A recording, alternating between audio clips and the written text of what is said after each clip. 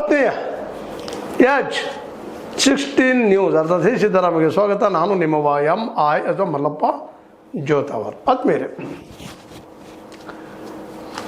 ಜೊಲ್ಲೆ ಅಣ್ಣಾ ಸಾಹೇಬ್ ಜೊಲ್ಲೆ ಅವರು BDCC bank ಬಲಿಷ್ಠ ಮಾಡ್ತೀವಿ ಅನ್ನುವಂಥ ಮಾತನ್ನು ಹೇಳುವ ಮೂಲಕ ಅದರಲ್ಲೂ ರೈತರಿಗೂ ಸಹಿತ ಕಡಿಮೆ ಬಡ್ಡಿ ದರದಲ್ಲಿ ಸಾಲ ಕೊಡ್ತೀನಿ ಎನ್ನುವಂಥ ಮಾತುಗಳನ್ನು ವಿಶೇಷವಾಗಿ ಈ ಹುಕ್ಕೇರಿಯ ಹಳ್ಳದಕೇರಿ ಪ್ರಾಥಮಿಕ ಕೃಷಿ ಪತ್ತಿನ ಸಹಕಾರ ಸಂಘದಲ್ಲಿ ಮಂಗಳವಾರ ಪತ್ತು ವಿತರಿಸಿ ಮಾತನಾಡಿದರು. ಹುಕ್ಕೇರಿ ಏರಿಯಾದಲ್ಲ, ಅಡ್ಡಿಲ್ಲ. ರಾಜೇಂದ್ರ ಪಾಟೀಲ್ರು ಅದರಲ್ಲಿದ್ದರು, ಉಳಿದವರಿದ್ದರು. ಅದರ ಅಧ್ಯಕ್ಷ ನಮ್ಮ ಹಿರಣ್ಯಕೇಶಿ ಅವ್ರ ಮುಂದೆ ಈ ಒಂದು ಮಾತಾಡಿದ್ದಾರೆ ಸಭೆಯಲ್ಲೇ. ಪತ್ತು ಹಂಚೆ ನಮ್ಮಲ್ಲಿ ಭೇದ ಭಾವ ಇಲ್ಲ ಅನ್ನುವಂಥ ಸಂದೇಶ ಕೊಡೋ ಪ್ರಯತ್ನ ಮಾಡಿದ್ದಾರೆ. ಜೊತೆಗೆ ಅವರು ಸಾಲ ರೈತರಿಗೆ ಕೊಡ್ತೀವಿ ನಾವು, ರೈತರ ಕಲ್ಯಾಣಕ್ಕೆ, ಇನ್ನುಳಿದಕ್ಕೆ, ಟ್ರ್ಯಾಕ್ಟರ, ಪಂಪ್ಸೆಟ್ಟ, ಪೈಪ್ಲೈನ್ ಇವುಗಳಿಗೆ ಕಡಿಮೆ ಬಡ್ಡಿ ದರದಲ್ಲಿ ನಾವು ಸಾಲ ಕೊಡ್ತೀವಿ ಅವ್ರಿಗೂ ಅನ್ನೋ ಮಾತನ್ನು ಮಾತಾಡಿದ್ದಾರೆ. ಒಳ್ಳೆಯ ವಿಚಾರ. ಯಾಕಂತಂದ್ರೆ ಯಾವುದೇ ರೂಪದಿಂದ ಆದರೂ ಸಾಲ ನಮ್ಮ ರೈತರು ಸಿಗಲಿ, ಅವ್ರ ಬದುಕು ಒಳ್ಳೆಯದಾಗಲಿ ಅಂತೇಳಿ. ಆದರೆ ಇಲ್ಲೊಂದು ಏನಪ್ಪ ಅಂತಂದ್ರೆ ಸೂಕ್ಷ್ಮವಾಗಿ ಹೇಳುವಂಥದ್ದು, ಸಣ್ಣ ರೈತರು 1 ಎಕರೆ 2 ಎಕರೆ ಇದ್ದಂಥವ್ರಿಗೆ ಈ ಟ್ರ್ಯಾಕ್ಟರ್ಗಳ ಯೋಗ್ಯ ಅದಾವ, ಬೇಕಾಗ್ತಾವ, ಅಡುಗೆ ಮಾಡ್ಬೋದು, ಮತ್ತೇನೋ ಮಾಡ್ಬೋದು. ಪೈಪ್ಲೈನ್ ಈಗ ನೀರಾವರಿ ಹೆಚ್ಚು ಆಗಿದ್ದರಿಂದಾಗೆ ಪೈಪ್ಲೈನ್ ಬೇಕಿಲ್ಲ ಅಂತಲ್ಲ, ಆದರೂ ಅಡ್ಡಿ ಇಲ್ಲ.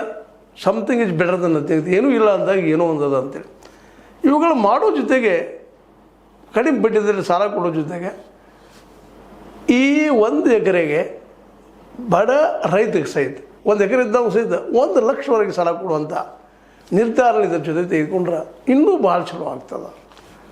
ಯಾಕಂದ್ರೆ ಜೊಲ್ಲೆ ಅವ್ರಿಗೆ ಗೊತ್ತದ, ಜೊಲ್ಲೆ ಅವರು ಕೆಳ ಸ್ತರದ ಮೇಲೆ ಬಂದಂಥವ್ರು ಇದ್ದಾರೆ.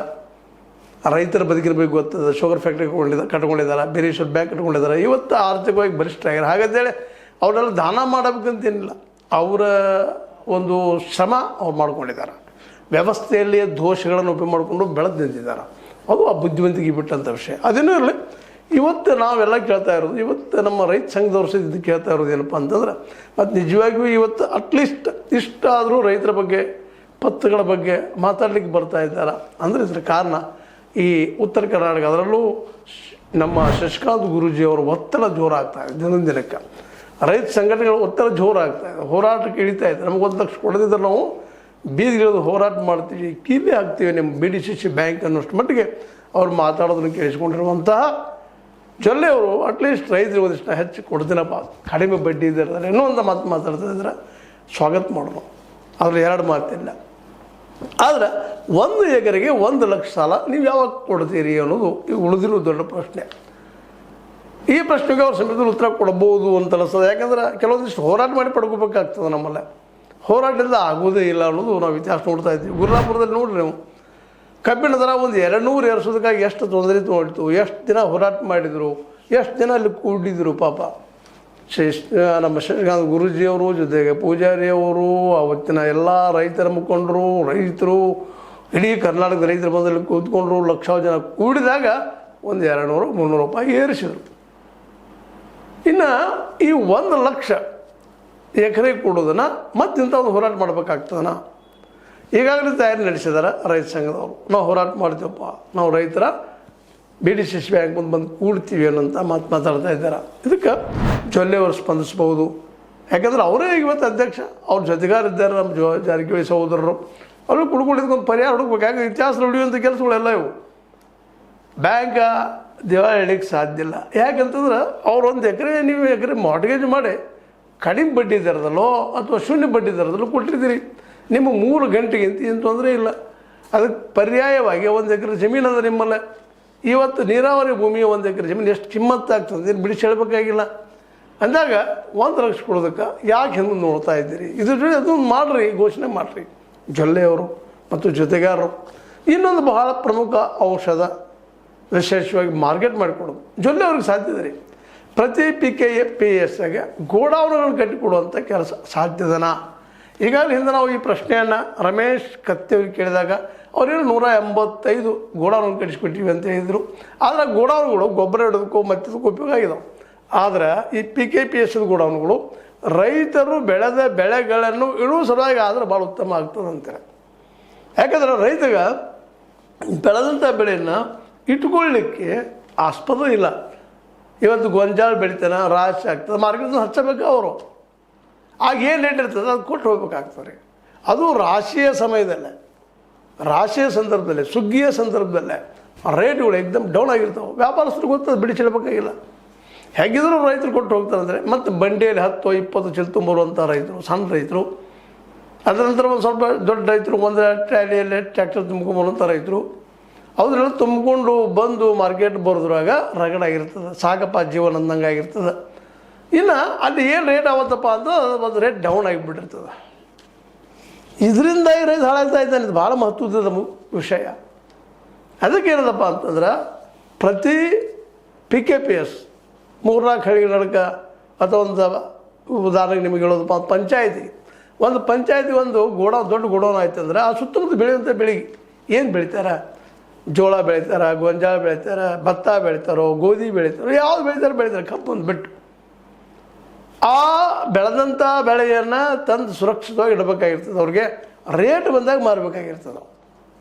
ಅಲ್ಲೇ ಪಂಚಾಯತ್ಗಳಿಗೆ ಒಂದು ಗೋಡೌನ್ ಆಗಿಬಿಡ್ತಪ್ಪ ಅಂತಂದ್ರೆ ಮತ್ತು ಎಲ್ಲ ಪಂಚಾಯತ್ಗಳು ಹೆಚ್ಚು ಕಡಿಮೆ ರೋಡ್ಗಳಾಗಿದ್ದಾವೆ. ಇವತ್ತು ಅಲ್ಲಿ ತನಕ ನಮ್ಮ ವ್ಯಾಪಾರ ಸ್ಥಳದಿಂದ ಹೋಗುವಂಥ ವ್ಯವಸ್ಥೆಗಳಿದ್ದಾವೆ. ಅಂದಾಗ ಇಲ್ಲಿ ರೈತರಿಗೆ ಏನು ಲಾಭ ಆಗ್ತದಪ್ಪ ಅಂದ್ರೆ ಮೊದಲನೇದಾಗೆ ಬೆಳೆದ ಬೆಳೆಯನ್ನು ಅವತ್ತ ಮಾರಬೇಕಂತಿರೋದಿಲ್ಲ, ರಾಶಿ ಮಾಡಿದ ದಿವಸ ಮಾರಬೇಕಪ್ಪ, ತೊಗೊಂಡೋದಾಗ ಮಾರಬೇಕಂತಿರೋದಿಲ್ಲ. ಎರಡನೇದಾಗೆ ಒತ್ತಡ ಇರೋದಿಲ್ಲ ಮಾನಸಿಕ. ಯಾಕಂತಂದ್ರೆ ಇಲ್ಲಿ ಭಾಳ ಗಮನಿಸ್ಬೇಕಾಗಿದ್ದು ಏನಪ್ಪ ಅಂತಂದ್ರೆ ಈ ಬೆಳೆದ ಬೆಳೆಯನ್ನು ಇಟ್ಕೊಳ್ಳಿಕ್ಕೆ ಒಂದಿಷ್ಟು ಅವಕಾಶ ಸಿಕ್ತಂತಂದ್ರೆ ರೇಟ್ ಬಂದ ಮರಗಳಿಗೆ ಹಾದಿ ಆಗ್ತದೆ. 1-2 ತಿಂಗಳು ಪೂರ್ತಿ ಒಣಗಿಸಿ ಬೆಳೆಗಳು ಇಡೋ ಸಲುವಾಗಿ. ಅಂದ್ರೆ ಗೋಧಿ, ಗೊಂಜಾಳ, ಮತ್ತು ಕಾಳು, ಜೋಳ ಇವೆಲ್ಲ ಇಡೋದಕ್ಕೆ ಗೋಡೌನ್ ಯಾಕೆ ಕಟ್ಟಬಾರ್ದು? ಅದು BDCC ಬ್ಯಾಂಕಿಂದ ಲೋನ್ ಕೊಟ್ಟ. ಯಾಕಂದ್ರೆ ಅಲ್ಲಿ ತಂದು ಯಾರು ಕಾಳು ಇಡ್ತಾರೆ ಅವರಿಂದ ಒಂದು ಮಿನಿಮಮ್ ಬಾಡಿಗೆ ವಸೂಲಿ ಮಾಡಿರಿ. ನಿರಂತರವಾಗಿ ಇನ್ಕಮ್ ಬರ್ಲಿಕ್ಕೆ ಶುರು ಆಗ್ತದೆ. ಪಂಚಾಯತ್ ತನಕ ಮತ್ತು ಅಲ್ಲಿರುವಂಥದ್ದು ಆಗ್ತದೆ. ವ್ಯಾಪಾರ ಶುರು ಆಗ್ತದೆ. ಮಾರ್ಕೆಟ್ ಯಾರೋ ಮಾಡೋಕ್ಕಿಂತಲೂ ಸ್ವತಃ ನೀವು BDCC ಬ್ಯಾಂಕ್ದವರು ಬೆಳಗಾವಿ ಜಿಲ್ಲೆ ತುಂಬ ಇದನ್ನೆಲ್ಲ ಮಾಡಿಸಿದ್ರಪ್ಪ ಅಂದರೆ ದೊಡ್ಡ ಆದರ್ಶ ಆಗ್ತದೆ. ನಾಳೆ ನಿಮ್ಮದೇ ಹೆಸರು ಉಳಿತದೆ.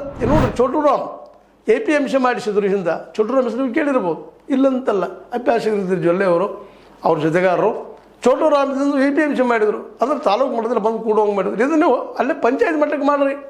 ಪ್ರತಿ ಪಂಚಾಯತಿನೂ ಒಂದು ವ್ಯಾಪಾರ ಕೇಂದ್ರ ಆಗಲಿ. ಗೋಡೌನ್ ಆದ್ಕೊಳ್ಳಿ, ಬೆಳೆಗಳಲ್ಲಿ ಬಂದು ಬೀಳ್ತಾವೆ. ಸುತ್ತಮುತ್ತ ಹಳ್ಳಿವೆಲ್ಲ 4-8 ಹಳ್ಳಿ, 5-6 ಹಳ್ಳಿ, 3-4 ಹಳ್ಳಿ. ಅಲ್ಲಿ ರೋಡ್ಗಳು ಇರ್ತಾವೆ, ತಂದು ಇಡ್ತಾರಲ್ಲ, ಅಲ್ಲಿ ಬಂದು ವ್ಯಾಪಾರಿ ಖರೀದಿ ಮಾಡ್ಕೊಂಡು ಹೋಗಲಿ ಅಲ್ವಾ? ಈ ಮಾರ್ಗದಲ್ಲೇ ನಮ್ಮ ಜೊಲ್ಲೆ ಅವರು ಯೋಚನೆ ಮಾಡಿದರೆ ಅವ್ರಿಗೆ ಮಾರ್ಕೆಟು ಮತ್ತು ನೀರು ಒದಗಿಸ್ಕೊಟ್ರೆ ಬೆಳಗಾವಿ ಜಿಲ್ಲೆಯಲ್ಲೇ ರೈತರಿಗೆ ದೊಡ್ಡ ಅಭಿವೃದ್ಧಿ ಆಗ್ತಿದ್ದು. ನಿಮಗೆ ಬಾಡಿಗೆ ಬರ್ತದೆ, ಕಟ್ಸೋದಷ್ಟ ಇನ್ವೆಸ್ಟ್ಮೆಂಟ್ ಮಾಡಿದ್ರೆ ಮುಗಿದೋ ಬಿಡ್ತು. ಒಳಗೆ ಸುರಕ್ಷಿತವಾಗಿ ಇಡೋದಕ್ಕೆ ವ್ಯವಸ್ಥೆ ಮಾಡೋದು. ಗಾಳಿ ಬೆಳಕ ಕೆಡದಂಗೆ 1 ತಿಂಗಳು 2 ತಿಂಗಳು ಇಡುವಂಥ ವ್ಯವಸ್ಥೆ ಮಾಡಿರೋದ್ರೆ ಸಹಜವಾಗಿ ಅವ್ರು ಮಾರ್ಕೆಟ್ ಸಿಗ್ತದೆ, ಬೆಲೆ ಸಿಗ್ತದೆ. ರೈತಗೆ ಬೆಲೆ ಸಿಗ್ತಪ್ಪ ಅಂತಂದ್ರೆ ಅವನು ಬದುಕಾಗ್ತದೆ ಅಲ್ವಾ? ಈ ದಿಶೆಯಲ್ಲಿ ನಾವು ಚಿಂತನೆ ಮಾಡಲಿಕ್ಕೆ ಸಾಧ್ಯನಾ? ಜೊಲ್ಲೆ ಅವರು, ಅಣ್ಣಾ ಸಾಹೇಬ್ ಜೊಲ್ಲೆ ಅವರು, ನಮ್ಮ ಬಾಲಚಂದ್ರ ಜಾರಕಿಹೊಳಿ ಅವರು, ಅದೇ ಕಾಲಕ್ಕೆ ನಮ್ಮ ಸತೀಶ್ ಜಾರಕಿಹೊಳಿ ಅವರು, ಈಗಾಗಲೇ ಬಾಲಚಂದ್ರ ಜಾರಕಿಹೊಳಿ ಅವರು ಘಟಪ್ರಭಾ ಶುಗರ್ ಫ್ಯಾಕ್ಟ್ರಿಗೆ ಏನೋ ಒಂದು ಕಾಯಕಲ್ಪ ಕೊಡಬೇಕು ಅನ್ನೋ ನಿರ್ಧಾರ ಮಾಡಿದ್ದಾರೆ. ಸುದ್ದಿಗಳು ಬರ್ತಾಯಿದ್ದಾವೆ. ನಿಜವಾಗಿ ಭಾಳ ಸಂತೋಷ ಪಡೋ ವಿಷಯ. ಮಾಡಲಿ, ಯಾರು ಮಾಡಿದ್ರು ಅಷ್ಟದ. ನಮಗೆಲ್ಲರೂ ಅಷ್ಟೇ. ರಾಜಕಾರಣಿಗಳು ಯಾವ ಒಳ್ಳೆ ಕೆಲಸ ಮಾಡ್ತಾರೆ ಒಳ್ಳೇದು ಅಂತ ಹೇಳ್ತೀವಿ, ಕೆಟ್ಟ ಅಂತ ಹೇಳ್ತೀವಿ. ಈ ಸಂದರ್ಭದಲ್ಲಿ ಹೇಳಬೇಕಾಗ್ತದೆ. ಇದೊಂದು ಮಾಡಿದರೆ ಇನ್ನೂ ಇತಿಹಾಸಗಳು ಕೆಲಸ ಆಗ್ತದೆ. ಬೆಳಗಾವಿ ಜಿಲ್ಲೆ ಯಾಕೆ ಎಕ್ಸಾಂಪಲ್ ಆಗಬಾರ್ದು? ಬಲಿಷ್ಠ BDCC ಬ್ಯಾಂಕ್ ಮಾಡ್ತೀವಿ ಇದರಲ್ಲೇ ದೇಶದಲ್ಲಿ ಅಂತ ಹೇಳ್ತಾ ಇದ್ರಿ. ಅದೇ ರೀತಿಯಾಗಿ ಒಂದು ಹೊಸ ಮಾರ್ಗವನ್ನು ಮಾರ್ಕೆಟನ್ನು ಮಾಡುವಂಥ ಕೆಲಸ ಅಣ್ಣಾ ಸಾಹೇಬ್ ಜೊಲ್ಲೆ ಮತ್ತು ಜೊತೆಗಾರನ ಯಾಕೆ ಆಗಬಾರ್ದು ಒಂದು ಸಣ್ಣ ಪ್ರಶ್ನೆ.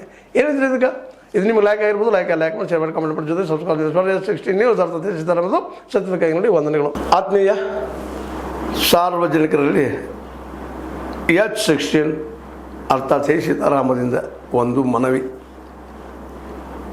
ಈ ಸಂಸ್ಥೆ ಭ್ರಷ್ಟಾಚಾರ, ಅನ್ಯಾಯ, ಅತ್ಯಾಚಾರಗಳಿಂದ ನೊಂದವರ ವೇದಿಕೆ. ಅನ್ಯಾಯಕೋರರ, ಭೂಗಳ್ಳರ, ನಶಾ ಸಾರಾಯಿ ಮಾಫಿಯಾಗಳ ವಿರುದ್ಧದ ಧ್ವನಿ. ರೈತರ, ಕೂಲಿಕಾರ, ಕಾರ್ಮಿಕರ, ಬಿದ್ದ ಸಮುದಾಯ ಜನರ ಧ್ವನಿ ಬೆಂಬಲವಾಗಿ ನಿಂತು ತನುಮನ ಧನದ ಸಹಾಯಕ್ಕೆ ಸಾರ್ವಜನಿಕರಲ್ಲಿ ಕೋರಿಕೆ. ದಾನದ ಸಹಾಯ ನೀಡಿ ಸ್ವಾತಂತ್ರ್ಯ ಪತ್ರಿಕೋದ್ಯಮ ಉಳಿಸಿ ಬೆಳೆಸಿ. ವಂದನೆಗಳು. ತಮ್ಮನ್ನೇ ನಂಬಿರುವ ಮಲ್ಲಪ್ಪ ಇ ಜೋತಾವರ್ ಈ ಕೆಳಗಿನ QR ಸ್ಕ್ಯಾನ್ ಮಾಡಿ ಅಥವಾ ಈ ನಂಬರ್ ಅಂದರೆ 7411402405ಗೆ ಇಲ್ಲ 9686864852ಗೆ ನೀವು ಫೋನ್ಪೇ ಮಾಡಿ, ಪೇಟಿಎಮ್ ಮಾಡಿ ಅಥವಾ ಇನ್ನಾವುದೇ ಮಾಧ್ಯಮದಿಂದ ಗೂಗಲ್ ಮೂಲಕ ಸಹಾಯ ಮಾಡಿ ಈ ಪ್ರಾಮಾಣಿಕ ಪತ್ರಿಕೋದ್ಯಮವನ್ನು ಉಳಿಸಿ ಅಂತ ಮತ್ತೊಮ್ಮೆ ಮನವಿ. ವಂದನೆಗಳು.